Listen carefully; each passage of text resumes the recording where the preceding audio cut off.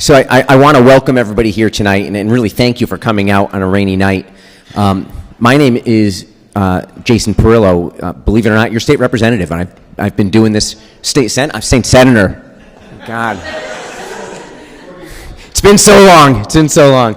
And I've been your state senator here in Stratford for about 2 months. And I've had a chance to go to a lot of events, but not had the chance to host one. So, like I said, I really appreciate you being here tonight. I want to introduce, before I introduce Representative McGorty, who also represents part of Stratford, and then, of course, Senator Fazio, who's really the expert in this. I want to thank Mayor Hoydick for being here tonight.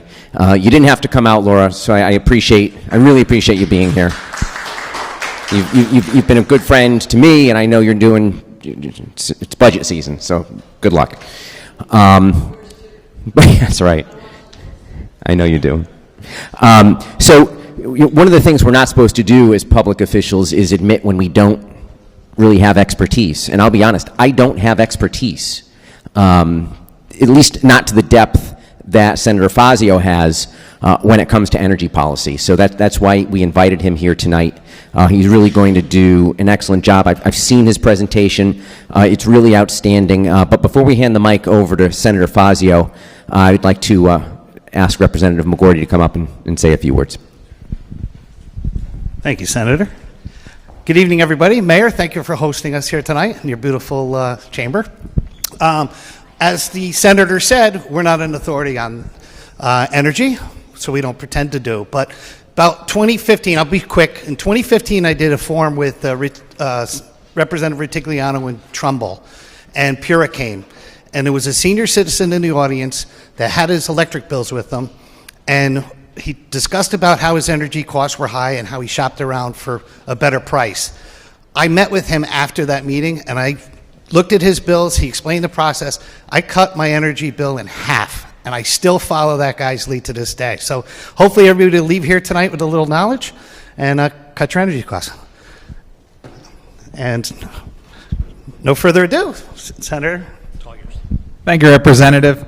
Thank you, Senator Perillo and Representative McGorty and Mayor Hoydick for hosting me tonight in Stratford. This is a stunning town hall. Most town halls, I don't know if you go around the state, but most town halls don't look like this. So thank you for welcoming me to Stratford, and thank you to all of you for being here and also sending such well-respected, hardworking representative and senator up to Hartford.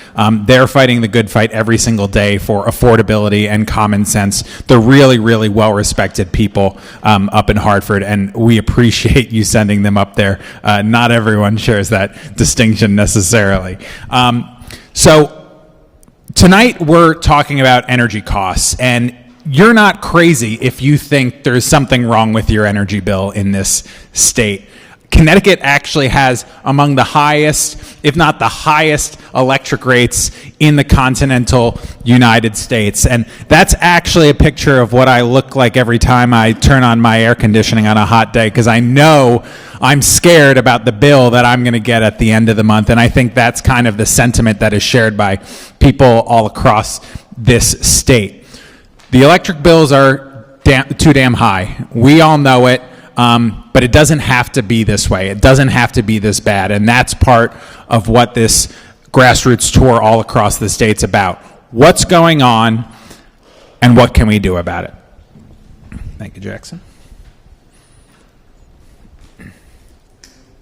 Excuse me? No, you're perfect. So I think most of us would agree on three things just intuitively. And forget about how much you studied the issue or not. Electric rates are too high in Connecticut. They're way higher than other places. I think you probably in your gut know that, even if you haven't even done any research. The state government and state policies here, compared to other places, are contributing to those high costs. And there's a better way of doing things. We can make changes at the state level specifically to make our bills more affordable. That's the overarching 3 points that I want to make today. And I bet most of you in your gut believe most of those things, but I think there's a lot of meat we can put on the bones to spread the word. So this is where we are compared to the rest of the country. We have the second highest electric rates in the lower 48 in the continental U.S. And we basically oscillate between first and second. We are consistently always right up there at the top. The only state that's consistently higher is Hawaii, which is an island. And it's not just that our rates are high compared to other places, it's that they've gone up and up and up in recent years. Your eyes are not deceiving you. These rates are going in one direction. Whether the commodities prices, the natural gas prices on the traded market, which is one of the inputs, among others, for electricity, goes up or down, whether those fluctuations are going in one direction or the other. The rates have gone up, and our electric rates are the second or third highest in the country consistently month after month. And what's that mean for our economy? Well, when the price of something goes up, the demand is going to go down. So this is a graph, and there's another graph that I have too that I think illustrates it well. But this is a graph that shows that if you have high electric rates, this is European countries, US states, Chinese provinces. Areas with high electric rates do not have high rates of electrification. So if you come at this as an environmentalist and you say, I want more electrification, because generally speaking, I think it's better for the environment, you're not going to get that with high electric rates. At the same time, if you want economic growth, if you want manufacturing and industrial job growth, good blue-collar and middle-class jobs, where energy is a major component, a major input to the health of the business, you're not going to get economic growth with high electric costs. You're not going to create middle-class, blue-collar, good-paying, high-wage jobs if you don't have affordable energy. So where have we come over the past 20 or 25 years as a state as far as energy is concerned? We've actually seen a lot of change. Some of it's good, some of it's bad. Most of it's kind of natural. It's not like the state was forcing a lot of things on us. 25 years ago, 25% of all of our electricity, of all of our power, was generated from oil and coal, which is a lot less clean from an air pollution perspective, particulate matter, than other forms of electricity. That's basically totally gone by the wayside, and no one passed a law that said you can't have coal and oil plants in Connecticut or in New England. It was because of the revolution in natural gas discovery and extraction, the fracking revolution in the United States, and including in Pennsylvania and Ohio, which made natural gas plentiful and available and affordable, that we now see about half of all electric generation in New England come from natural gas power plants. That's good news across a couple dimensions. It's more affordable. It makes things more affordable than they otherwise would have been, but it's also lower particulate matter, lower air pollution than coal and oil. So that's some of the good news we've seen over 25 years, and no one forced it on us. It was just kind of the natural innovations in the American economy. So now let's go to our electric bill. That's kind of some of the underlying trends, but let's think about our electric bill. You'll notice in the past year or so that you now have 4 different line items on your electric bill. It didn't always used to be this way. But we passed a law 2 years ago that requires the utilities and the state of Connecticut to provide itemized categories of what you're paying for in your electric bill. So the supply charge, that's the cost of buying electricity from power plants on the open competitive market. Transmission, which is the high voltage infrastructure that's mostly regulated by the federal government. Distribution, which is the local distribution assets that are mostly regulated by the state government, by PURA particularly, and that's where kind of Eversource and United Illuminating, that's where their business lies mostly in the state. And a 4th category, public benefits. What's public benefits? Well, you were paying for it for decades, but you didn't know about it. It wasn't until we passed that law 2 years ago, and it was tough getting that law passed to require that we have a line item in our bills explaining what that is and telling you how much you're paying for it. Can I just chime in? Yes, of course, Jason. Think about what Senator Fazio just said.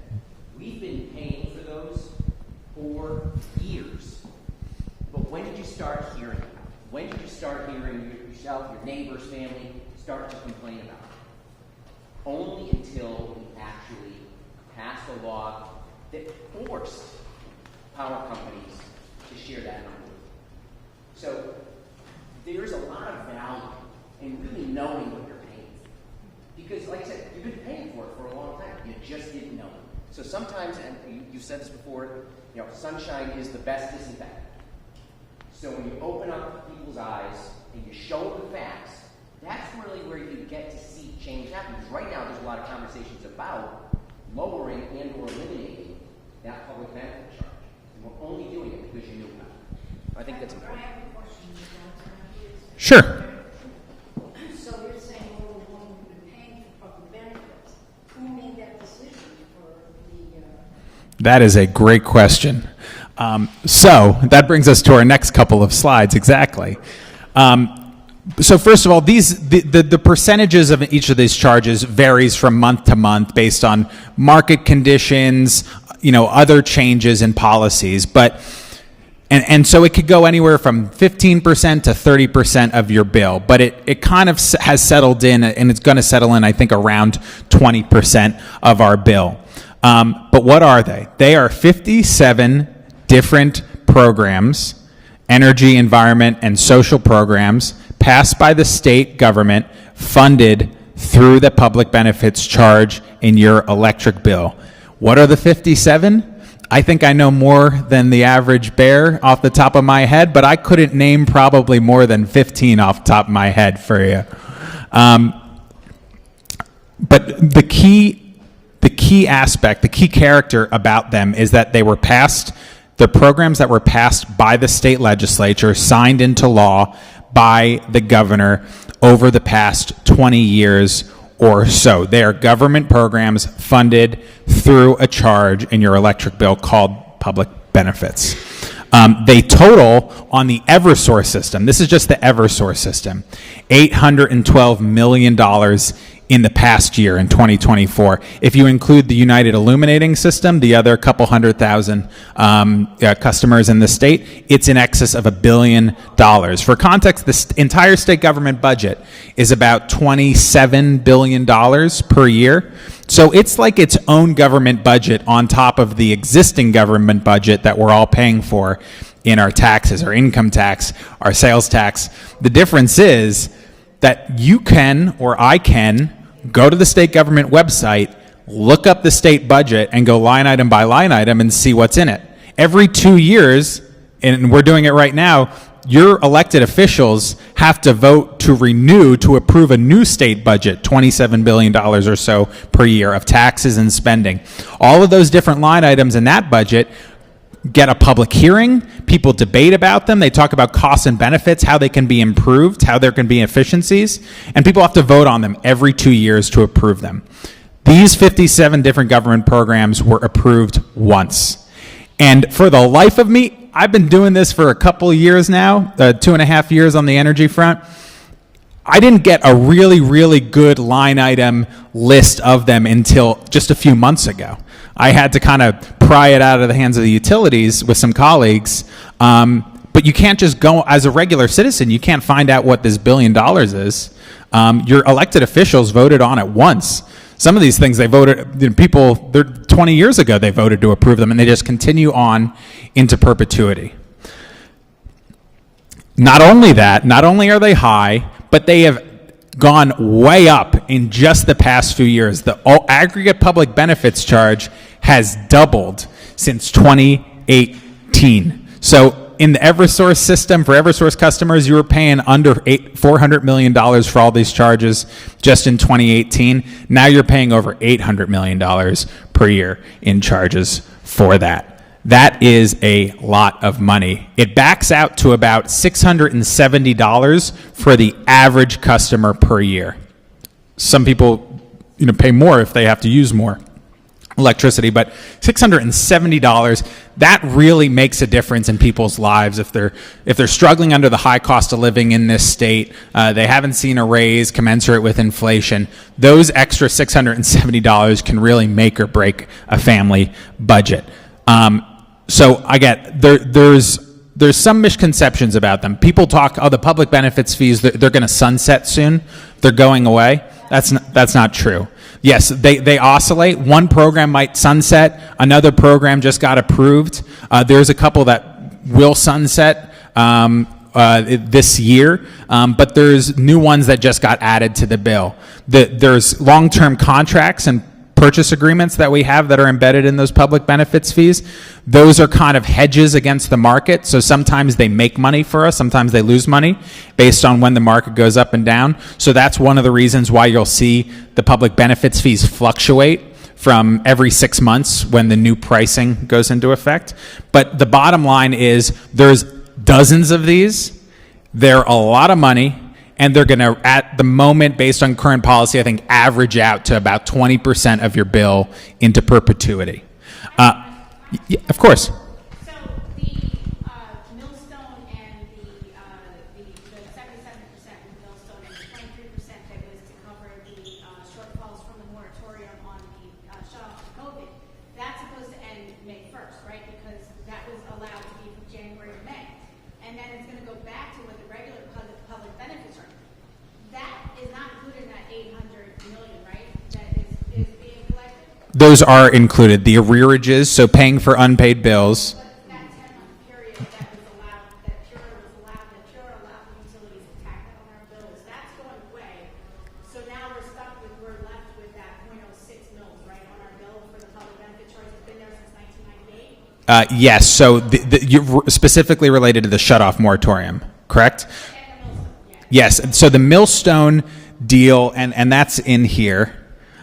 Here's a break. I'm just trying to get an idea of, before that 10-month extra benefits charge got tacked onto our bills, I'm just trying to get an idea of what was prior to that and what is that going to look like as of June 1st this year when that extra charge goes. So for context, there is two shut-off moratoriums. There's one that's kind of long-term policy. That's in the winter. So in the winter, we don't shut off people's power if they don't pay their bills. Eventually, come May, they do have to pay their bills or else it will go off. But during the 4 years from COVID on, we had the longest 12-month, full year shut-off moratorium in the country. So we still have bad debts. And those uncollectibles are being paid for through our public benefits. Again, because it's expiring, the year-round moratorium is expiring, we should see going forward fewer bad debts. So that piece should go down, but there's other things that are going on to the bill now. The millstone charge in the past year was about $50 million out of the $800 million, and that's continuing till 2029. But sometimes that makes money, sometimes it loses money. It depends where the rest of the market is.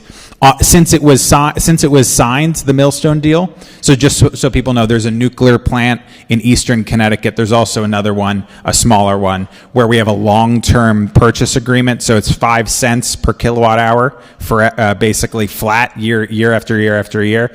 Whereas the electricity that we buy in on the market every 6 months as consumers, through kind of Pura, through the utilities, that goes up and down. So sometimes that's making money, sometimes that's losing money. It's lost a little bit of money over the 5 years it's been in effect. It's about 2% of all the public benefits since 2019.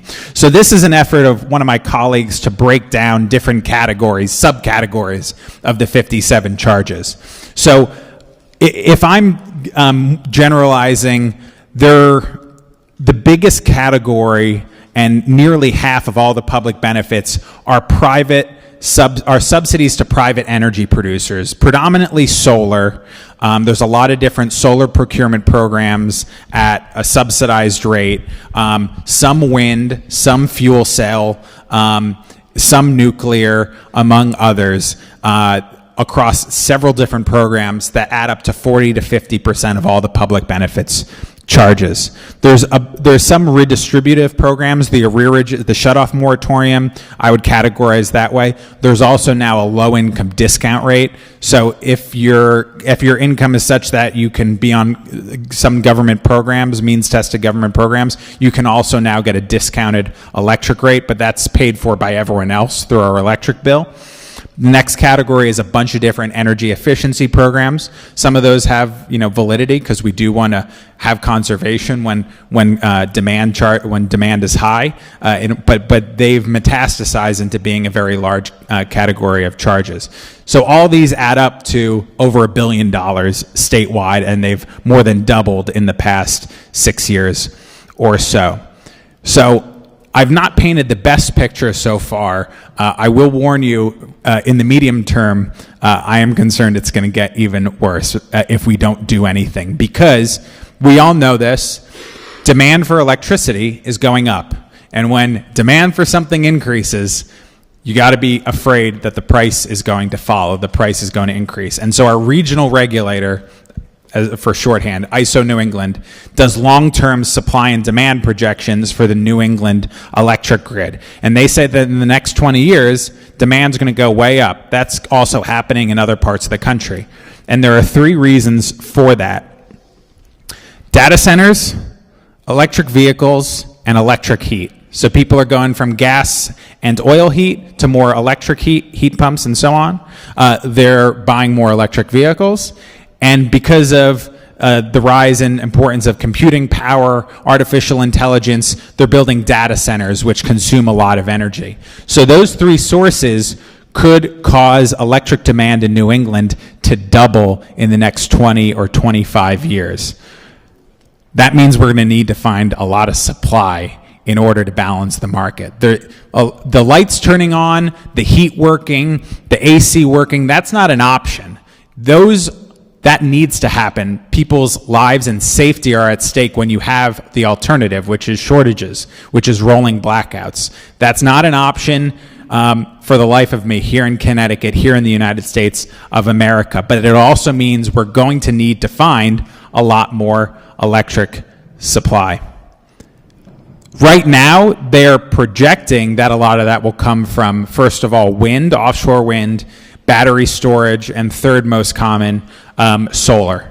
The problem is that currently those are fairly expensive sources of electricity, and they also, for instance, right now, there's no solar power working on the grid.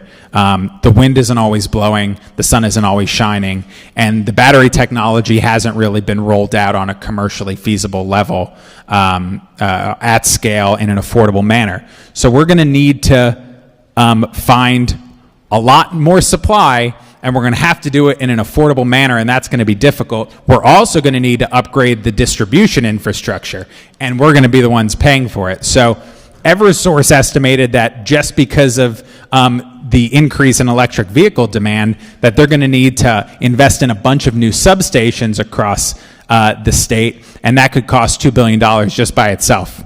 That's $1,500 per household in new substation infrastructure just to handle the new electric vehicle demand. So there's major changes to the grid that will happen, partially dependent on policy, but also naturally going to happen, and that's going to need to be paid for as well.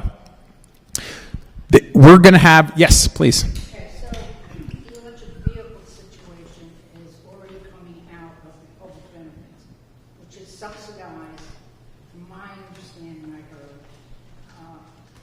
when you come into the gas station or wherever they have those, I'll call them electric pumps in your car, you pay something for that. But we, the public, who have gasoline cars or a hybrid car, we're paying for that. Yes, there is a program, it's a relatively new program in the public benefits where everyone is paying to subsidize the installation of electric vehicle chargers, including in people's homes, up to $1,000 rebate per household. And guess what? The people buying electric vehicle chargers for their home and EVs for their home, they're probably on the higher income end. So you have a case where people who are low income are paying their electric bills at a high rate to subsidize people on higher incomes to install a new electric vehicle charger. That has serious, I think, fairness implications, to put it nicely. But no, I don't. No, I do not. I do think we might be able to cut that this year. We'll get to where the debate is in the legislature this year, but that's one I'm hoping we can cut, because I don't think that's fair. Well, the other thing is I have a hybrid car. Yep. So I have the battery. So anybody who's a hybrid should also be subsidized. Yeah, but that's not the way. That's not the way it's necessarily working. Yes, and I think people understand when something's unfair, and I think the system right now is unfair because if you have, the people's ear in Hartford over the many years, you're more likely to pass whatever program is subsidizing the thing that you're interested in, but that means someone else is paying for it. And if you don't have that access to Hartford, you're the one paying the bill. You're the one paying the bill. Sure. So 20 years ago now, roughly, is when the public benefits went into effect. And you're saying that the representatives or whomever, in Hartford passed this bill. Who presented the bill? And why can't we present another bill? You could keep some of the public benefits, but not all of them. That is a great question, and again, it's also previewing the later slides in the presentation. Yeah, no, you're pretty smart. You know where it's going. But again, finding new supply. Yes, sir. I got a question. Sure. You said about Eversource building substations. Yeah. Where are they going to get the transformers from? The supply chain is definitely in worse shape than it used to be. This country does not make transformers. They come from China and Germany. Yep. We need to manufacture here. Yep. And that's your responsibility as legislators to get that happening. Yeah, and if you stress the supply chain and make it much more expensive on the grid to do these things, it's only going to make the situation worse. So a lot of the efforts to increase supply on the grid to meet new demand have fallen by the wayside. They've encountered enormous cost overruns to the point that even places like New Jersey and Connecticut are saying no to offshore wind. Offshore wind contracts right now are estimated to cost roughly 16 cents per kilowatt hour for 20 to 30 years into the future. That means we'd all be paying for it. For context, electricity that we purchase on the open market and the competitive market, mostly natural gas plants, but other plants as well, costs about 4 cents per kilowatt hour. That's like going to a gas station and buying a gallon of gasoline at $12 a gallon. Yet Massachusetts and Rhode Island and New York have recently bought offshore wind at about 15 or 16 cents per kilowatt hour. If Connecticut had participated in one of those recent solicitations, that alone would have cost your public benefits charge to go up by hundreds of dollars for 20 years into the future. But this is what we're supposedly going to be counting on to generate new electric demand. So that's why I'm not just concerned about current policy, I'm concerned about future policy. This is my estimate of what each kind of source of electricity, the general ballpark of what it's costing us as consumers. The natural gas, it varies, but it's the cheapest probably of any major source. Nuclear next, hydropower, wind, and solar. Solar can be as cheap as 8 or 9 cents per kilowatt hour under some of the state subsidy programs, and as expensive as 30 cents per kilowatt hour or more in other state programs. Boy, $30 30 cents per megawatt hour, buying that, funding it through our electric bills when you can buy other electricity at 4 or 5 or 6 cents doesn't sound like a great deal. I think we could do solar even in a cheaper, more affordable way. And when we have this intermittency, when we're not generating enough electricity on the hot days or the really cold days to meet demand, where does the electricity come from? What fills in the gaps when the wind or the solar isn't working, when we really need to keep the lights and the heat and the AC on? It's actually oil plants. So that's the irony of all of this entire system we've concocted. When we really badly need to keep the lights on, we turn to one of the dirtiest sources of electricity, and that's oil. And that's a snapshot of a couple Christmases ago. 30% oil is what we ran on. The other options are just not acceptable. Rolling blackouts. We saw what just happened last week in Spain and Portugal. They had a continent, Iberian Peninsula-wide blackout because of the instability of the grid, because of their bad policies. In California, they've been having rolling blackouts.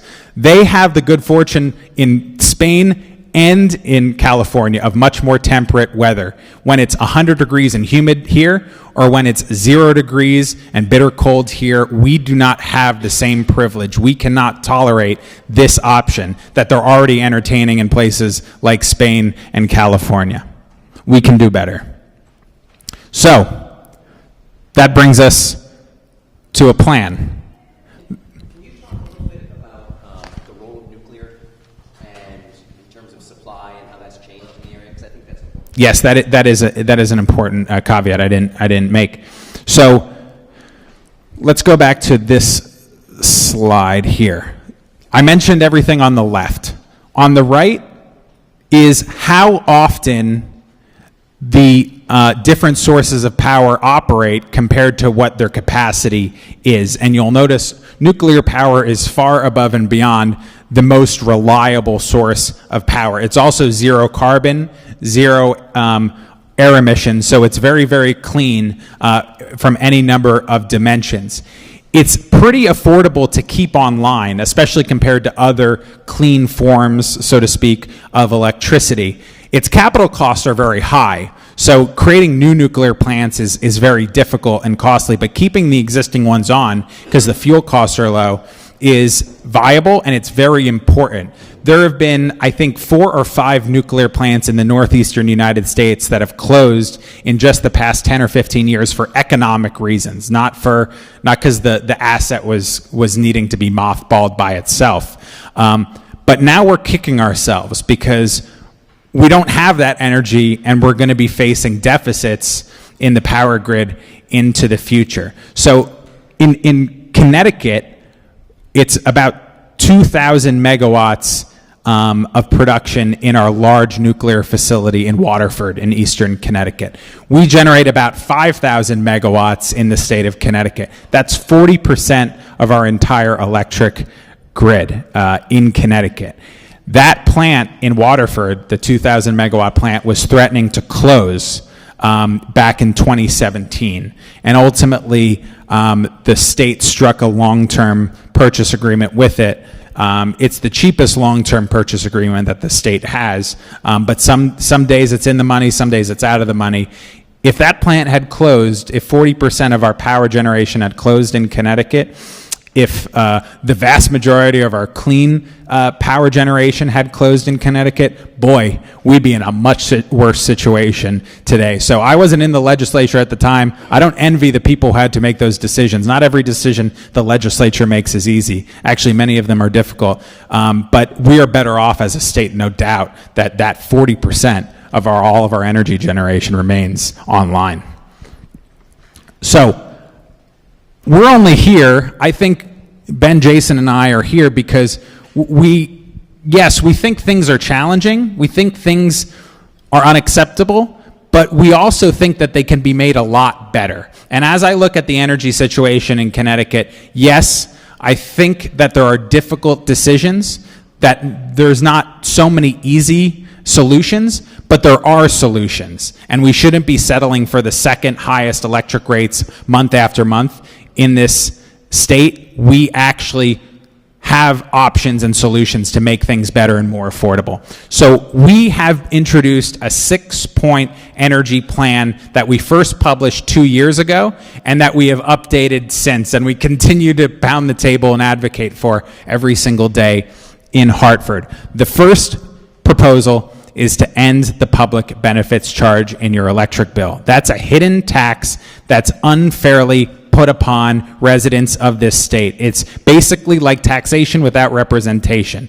Your elected officials don't have to vote on it regularly. It doesn't get public hearings. It doesn't get examined for costs and benefit every 2 years like everything else. It has a more privileged position in terms of how it's funded than any other government program that exists in our state. More than health care, more than public education, more than roads and bridges. You're telling me that giant subsidies for for-profit energy companies are more important than public education and health care? No. But that's what we have in this state, that these are automatically funded for years on end without a second vote, without a re-examination. They shouldn't have that. Yes, some of the programs, as you say, should still exist.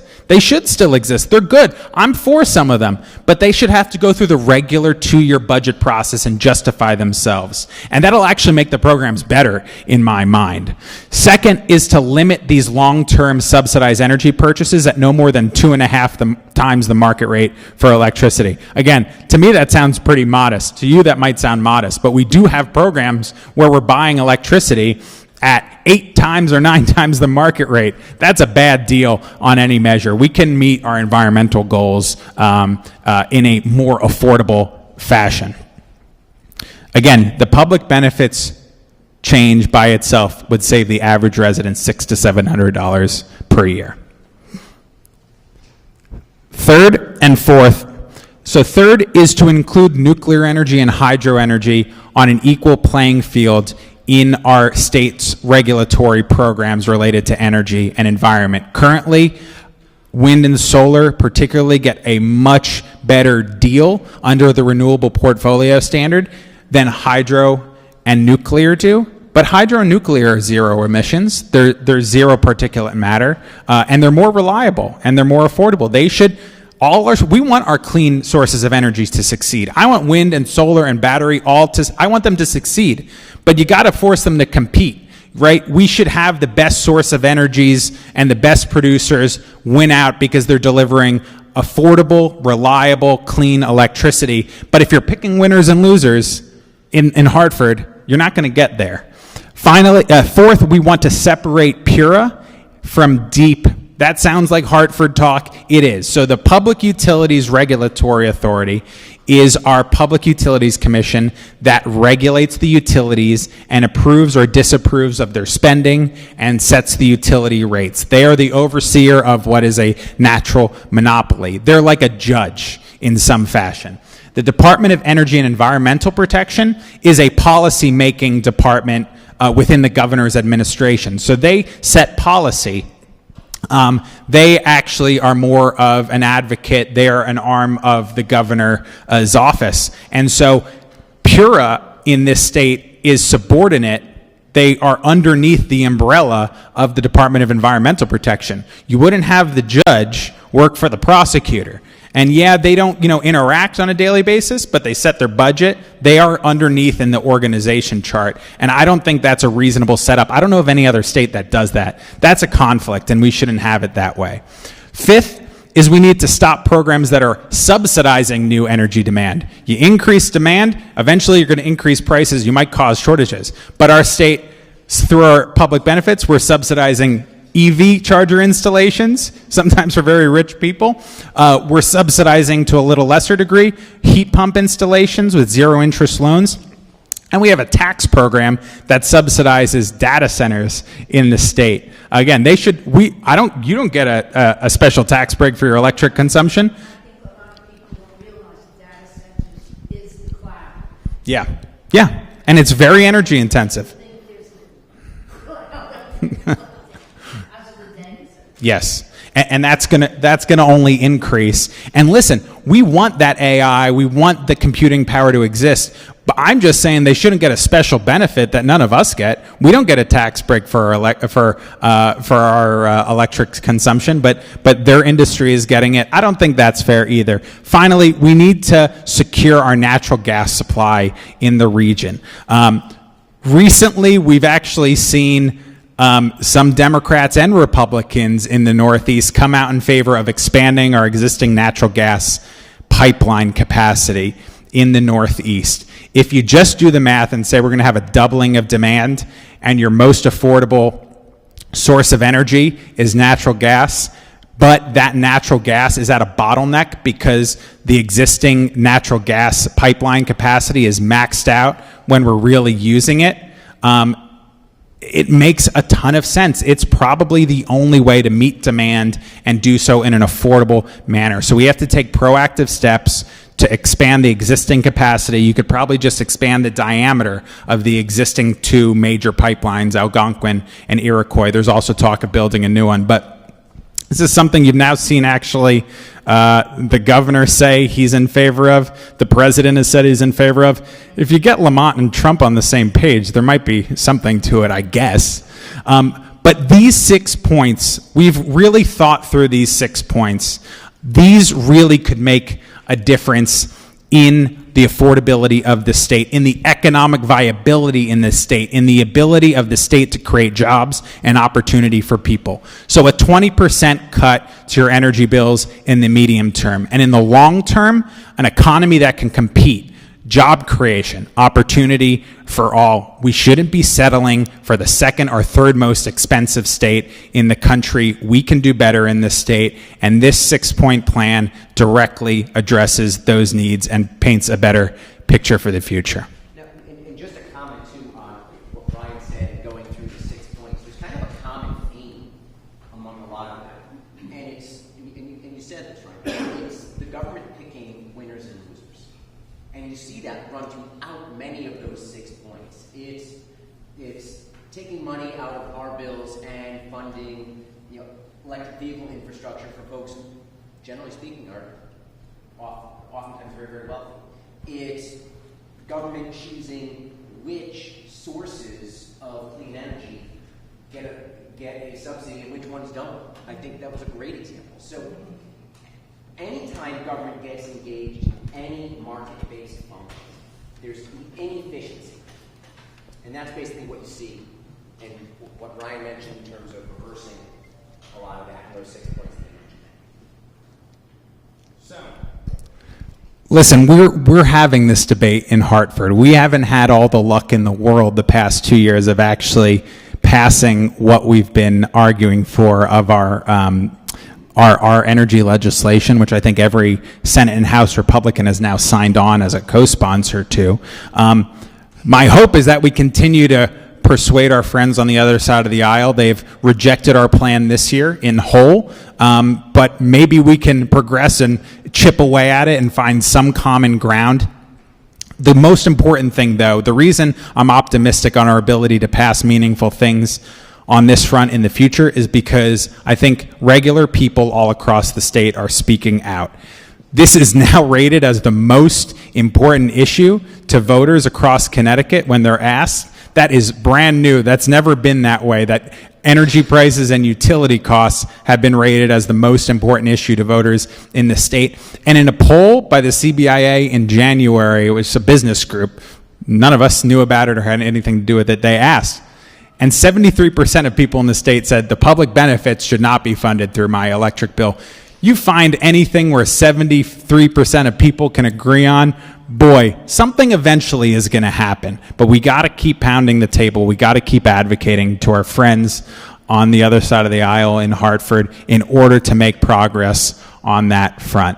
So we do ask you, get in touch with our friends in Hartford. I think hearing from regular people all across the state in droves does make a difference, and I hope that we'll be able to move things in the right direction going forward. Thanks a lot to Ben and Jason for their advocacy on this issue. It really is making a difference. So let's just open it up to as many questions as possible. I've written to all of those people several times, and all I ever get back is a form letter that 90% of the time doesn't even apply to what I wrote to them for. Correct. So I don't understand what that's going to be. I'll try to put this diplomatically. Ultimately, the recourse is at the ballot box. Of course. And so sometimes I think it takes time to build the support so much that it affects things at the ballot box. This is an issue we weren't talking about 2 years ago because no one knew what public benefits were. Well, that original slide, there were all different, means, how we feel, and everything else. I summed up all that. I pissed off. I mean, for my next presentation, we can maybe sum that up. I just want to add on to yours. When you do emails, I do get emails. If they're personal, they're from you, I will respond to you. But a lot of people go to these activist groups and they just sign on their name. Then that's the form letter that we get, hundreds of them. We get homeschool ones now. It's not your request, it's somebody else's. You're just signing your name on, so you will get a response back. It doesn't come to a real email address for you. It's your name followed by some other association. So that's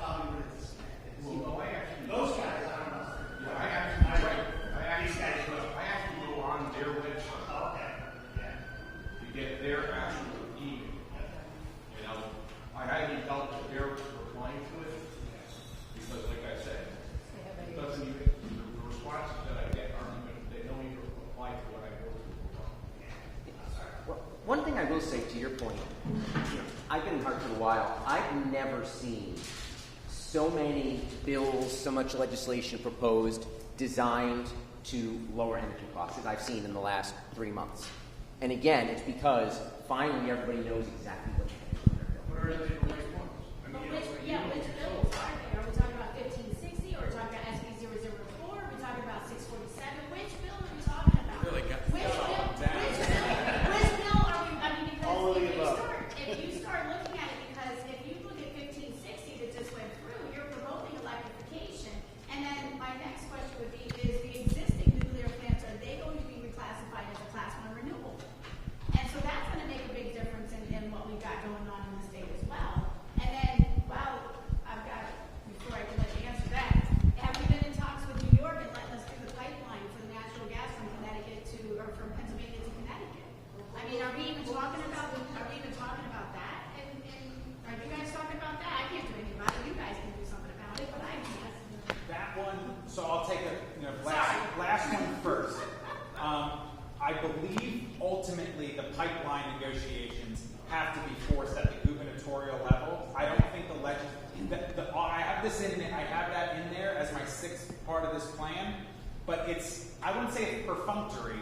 It shows the intention of the legislature, but ultimately it's gubernatorial leadership that needs to make that happen. And it might be federal leadership because it is an interstate issue. And interstate regulation and commerce through the Federal Energy Regulatory Commission.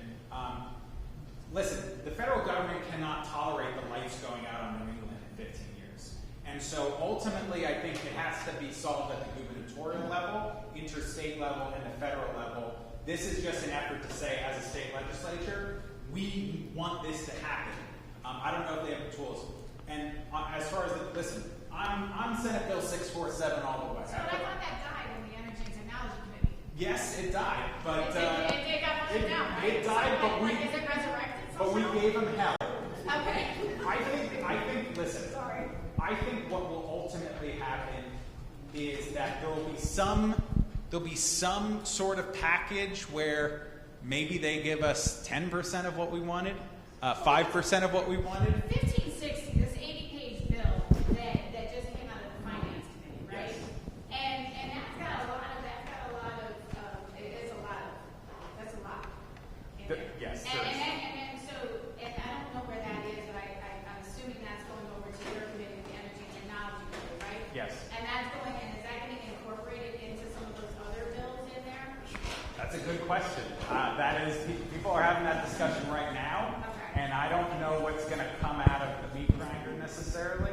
Because there's some programs that are in the public benefits that are good, and I think there are some that need to be audited, right?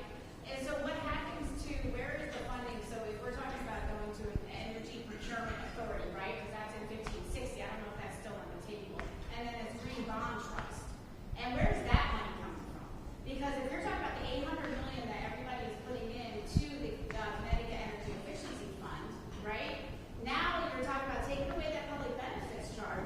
Where is that green bond trust? Where is that money that is going to get us to our goals? Because I think Bill 5004 just passed, right? And that has some climate goals for the state of Connecticut. How are we going to get there without having some of these programs for demand reduction? And is that all? I mean, I'm sure it's packed in this bill that I'm just asking. You guys are aware. So the 1560 caused a lot of drama in Hartford because it was a Democrat on a different committee proposing something that had some Republican ideas, some Democrat ideas, and it was an interesting kind of combination of a lot of different ideas. And I agree with some of them, I disagree with some of them. I've said that publicly and privately, so I'm not off on a limb. Basically, it would fund a lot of the programs through bonding, so borrowing, which we're going to pay through our taxes. That might be okay to do for a lot of them, probably not all of them. It creates a new authority for regulating and purchasing energy. I don't know about that, but obviously everything that they would do would be funded through our electric bills. And it also envisions a few new public benefits programs. So there's things that are, I think, good and things that aren't so good in that bill. Ultimately, there's going to be a lot of legislators and the governor's office negotiating, and I'm currently having some of those discussions.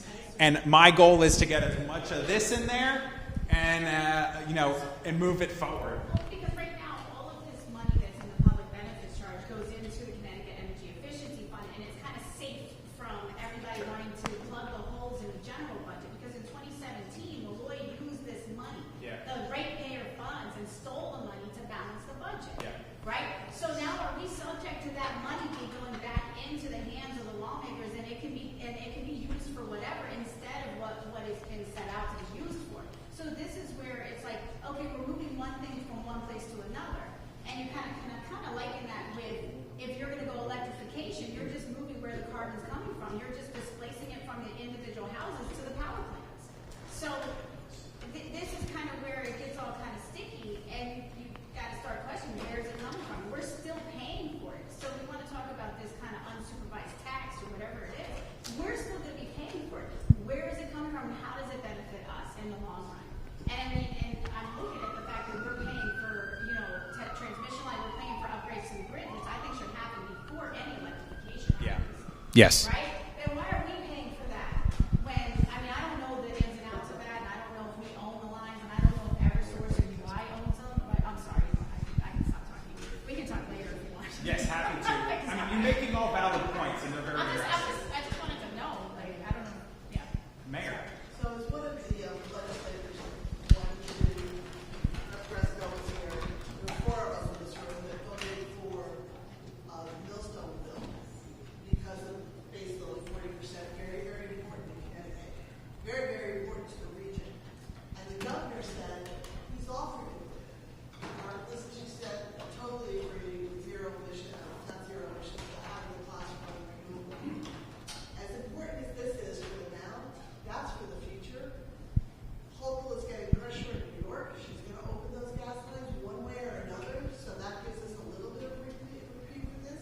But really, nuclear, maybe opening the northern paths for hydro might help, but nuclear is right in our state. We control it. It's the most highly regulated electricity generator that we have. We can count on it. And I would really, really like you guys to all work on that policy going forward with the government. Yeah, and Mayor, you make a really good distinction between the long term and the short term.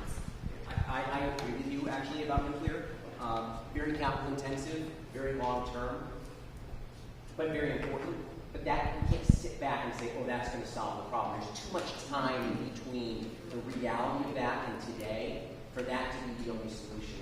And to your point about Governor Hochul in New York, that's what we need to be talking about. But then again, to Ryan's point, that becomes a gubernatorial and or federal issue. The legislature, as you know,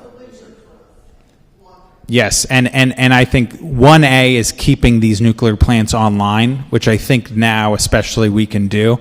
I actually think they'll be able to make more money if they don't have a long-term contract with the way the markets are going. But keeping them online is the most important, but also we want to pave the way for new production and capacity once the innovations happen in the nuclear industry. So the big talk of the nuclear industry is the small modular reactors, the same technology which powers our submarines. And that's still probably 10 years off from being commercializable. But Millstone, I've talked to the CEO himself, and he says that they're open. Actually, they want, once that technology's there, to be able to put it on that Millstone site in eastern Connecticut and potentially power the New England grid in a more efficient and a cost-effective manner. So I think we're on board with that. Boy, I think we should just keep going. Yes. I actually have a question, and first of all, I want to thank you guys for meeting with everyone today regarding this. Senator Fazio, I heard you say that $600 can make or break someone budgetary-wise, right? And we're talking about public benefits. And as a hardworking employee of the state of Connecticut in your district, Senator Perillo, what about there are people who are asking to just simply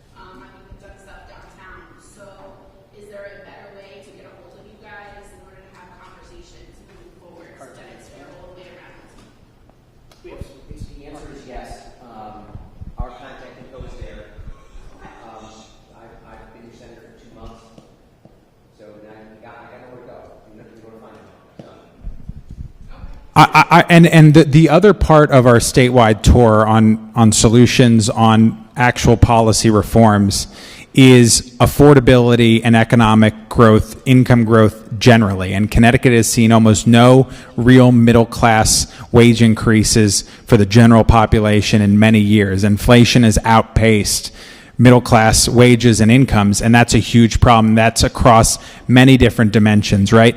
If we have electric costs that are too high, yes, that kills family budgets and that reduces your real income. It also makes it impossible to create good middle class jobs because our manufacturing and advanced technology industries get hollowed out because they can't compete anywhere else in the country, to say anything else of other countries across the world. If we continue to have the second highest tax burden, which is very heavy on the middle class in particular in this state, how are we going to create jobs? How are we going to create affordability? If it's so difficult on small businesses to operate because we have so much red tape that they're being strangled, how are we going to create good jobs? How are we going to make the state affordable? How are we going to create growth? So you're absolutely right. It's not just about energy. It needs to be affordability and growth across all dimensions. And so while this is about electricity today, we have an affordability plan that's aimed at exactly what you're talking about, increasing middle income wages for statewide for everybody. But you're exactly right on that front. Yes, sir. Hi, my name is Sam Brower. I have a consulting firm, Nanotech Plus, and I have something of a background that I was a participant in the Connecticut IES program for a couple of past few years. And one of the things that concerns me is that the way that Senate Bill 1560 is being presented is essentially saying we in the legislature need help from outsiders to try to improve both reduce emissions and reduce costs. And what happened in the IES program is basically the utilities were able to funnel the money that was coming into the program. They sent it to companies outside of Connecticut that were already well established. So the idea of the IES program, where it started out saying, hey, we need to build an innovation ecosystem here, has fallen by the wayside. My concern is that what you're saying here in terms of what Senate Bill 1560 is saying is we need to come up with this authority to tell us how to do things. I think that's a problem because it's failed in the past. And I'd also like to, it's failed in the past. I'd also like to raise the issue of what you're bringing up with the public benefits charge. I pretty much agree with you. I think the idea that it is a tax that should probably it should be handled through the normal method of taxation rather than I'm fine with that. That makes a lot of sense. The problem I have is a lot of the assumptions that you're making in terms of the costs aren't borne out by what I've seen. In other words, if we look at as a good updater, I hate using the great state of Texas as an example. But unfortunately, in this case, they're doing pretty good. That Texas is highly deregulated, and their electricity costs are much lower than Connecticut. And while you're talking about lowering our rates 20%, but as pointed out earlier, our rates are essentially double the national average. So why aren't we really shooting for what we should be, what I think we should be shooting for, which is why aren't we getting close to the national average? And how do we do that? So, Texas is showing that deregulation is a big aspect, but they are also showing that solar and wind and storage can compete quite nicely with natural gas because there are no subsidies in Texas. You want to connect to the Texas grid? Great. There's very few roadblocks. It's a matter of can you supply the electricity and at what price? So clearly solar can compete. Now it may not be competing in Connecticut, but I'm kind of scratching my head in terms of saying why. In terms of some of the other costs that you're mentioning, that we have to look at why are Connecticut's electricity rates so stubbornly high. If you go to the EIA website and look at the state's profile, and you look and see that what percentage of our electricity that we generate gets shipped out of state, it's somewhere around 30%. Now, I haven't been able to find how much money we get for that electricity that we ship out of state, but I have a sneaky suspicion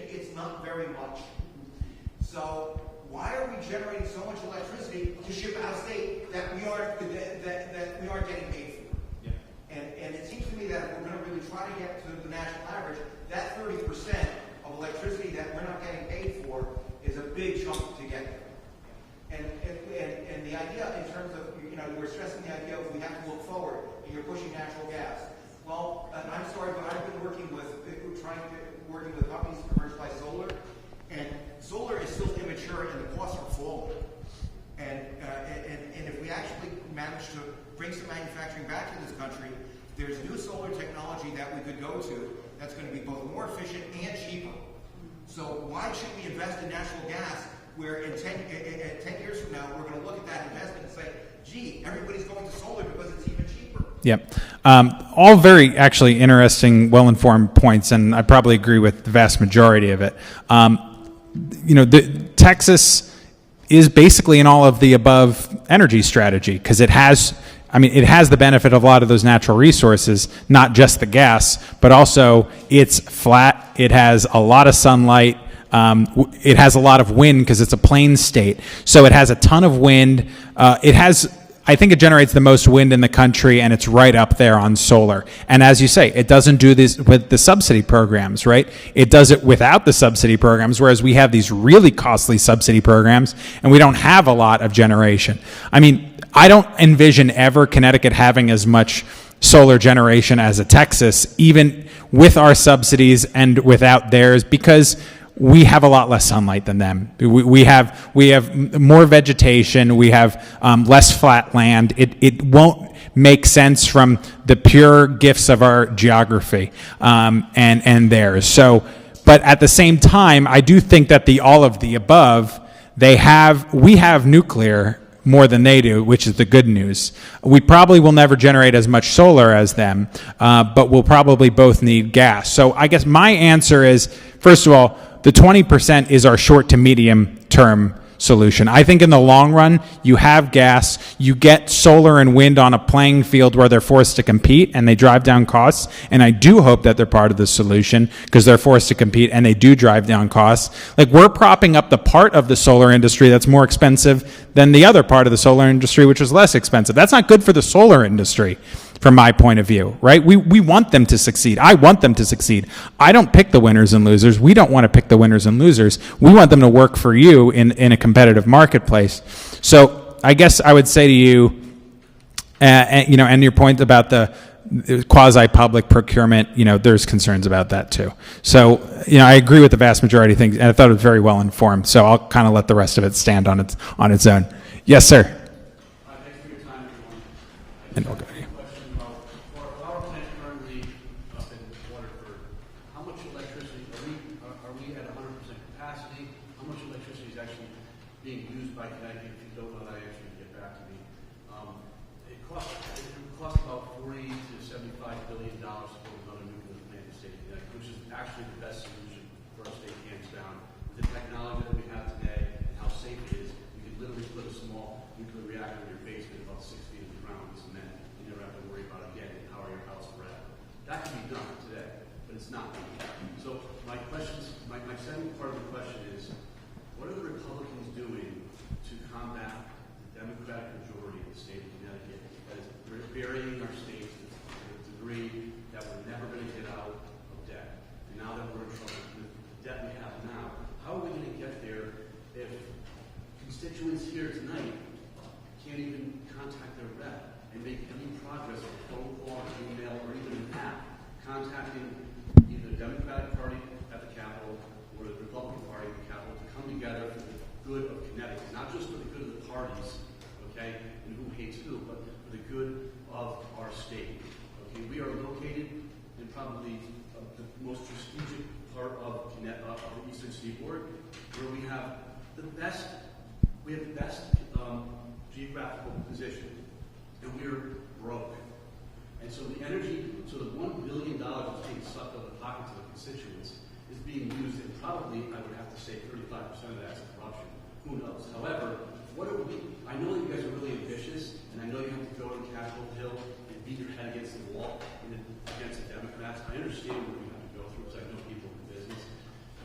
But without you guys reaching out for support like people in this room, which I can't believe there's only like 20 people in this room, without having the support of the people, you are going to go nowhere. You're going to sit here all day, and you're never going to go anywhere. So what is the solution for the Republicans? So my question is, the nuclear power plant, what's the capacity, and can we expand that to benefit our state? Because we're going to need that in the future with technology. And then what is the plan for Republicans to get out there or start a coalition to build the Republican Party at the state level so that you can actually take your plan and instead of beating your head against the wall and having these meetings that really go nowhere, be an effective solution for you guys to win, so to speak. I think there are two examples of that that come to mind immediately. The first, if you think back, when there was a lot of talk about tolls.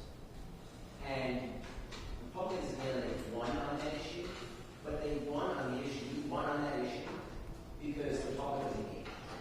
And it wasn't about calling your senator or calling your state representative.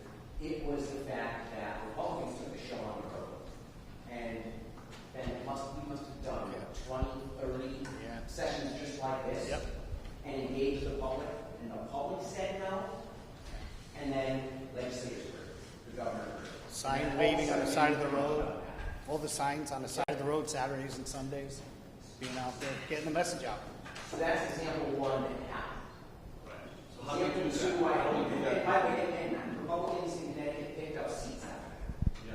So to your point, how do you change the dynamic? That's how you do it. The second, I actually hope is happening right now. Because the public is engaged in an issue. In this particular case, the cost of energy, the number one issue when you poll. And we're back out again, having the same discussions with folks. And this happened. You came in a couple weeks ago. So you're saying 73%, Sorry. 73% of the state does not want this, even though it was happening, years prior, or now the state's recognizing that they're getting, they're getting this tax. Okay? So it's basically not only are we the highest energy cost in the state. So here's I know that you guys, so the solution, I'm trying to look at like 20 years down the road. So when AI is dominating all electricity, Connecticut has this little nuclear plant on the state that doesn't really work. And with the technology that we're going to see that we're not going to be able to leave in the next 20 years, how is our infrastructure going to work? So instead of sitting here with short-term solutions, how are we going to make that happen? So my question is, capacity is the nuclear plant now currently, if you have that answer. And then, can the Republicans start either an app or something where you can congregate people? You have 73% of the people. This is a good chance for you guys to win. 73% you can write the title with.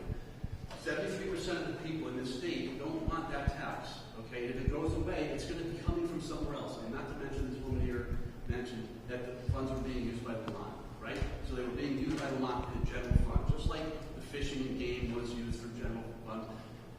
It's a very big deal. I think the state is sick and tired of being last in the country. We have intelligent people in this state.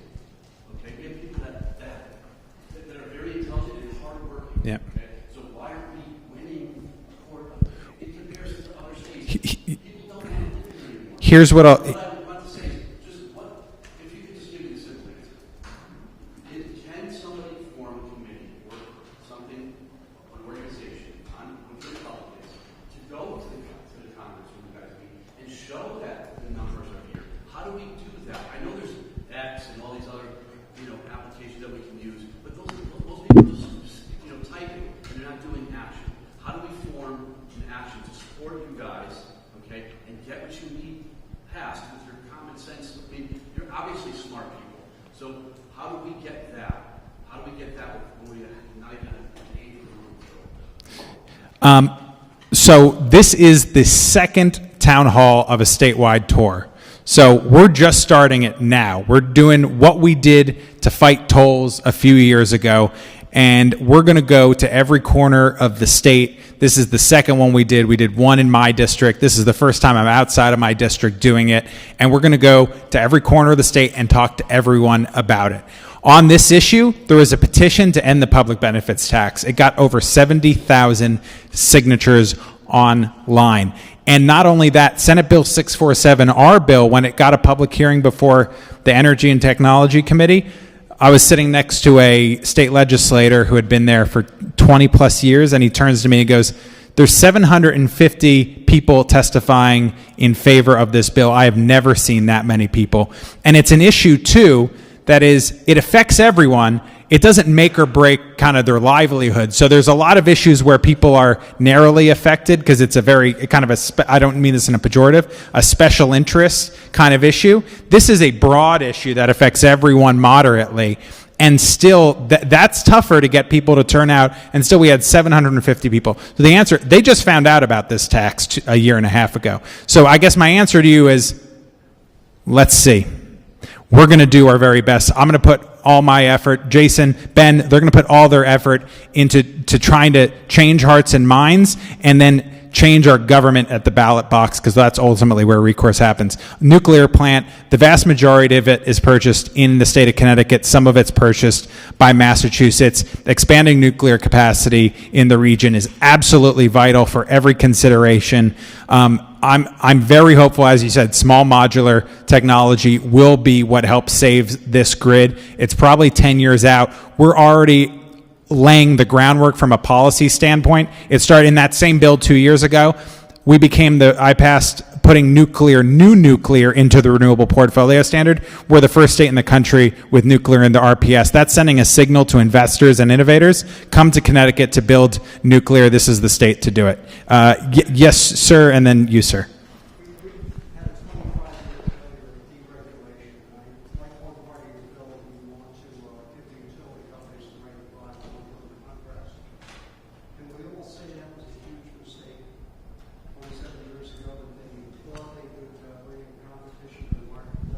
Yeah, the good news is none of us were up here in the late 90s during deregulation. It has clearly not worked out as well as people thought it would. Basically, the old model was the production is more like the utilities are now. So it was, you get cost and a little bit of return, but it's regulated, whereas currently the production part of our industry, of our electric grid, the power plants, is unregulated. So sometimes they lose money, sometimes they make a lot of money. I don't think it's some people in Hartford think it's the number one problem. I don't think it's the number one problem, but the regional transmission the regional regulators, the ISOs, I think they operate very poorly, and they actually impose a lot of regulations.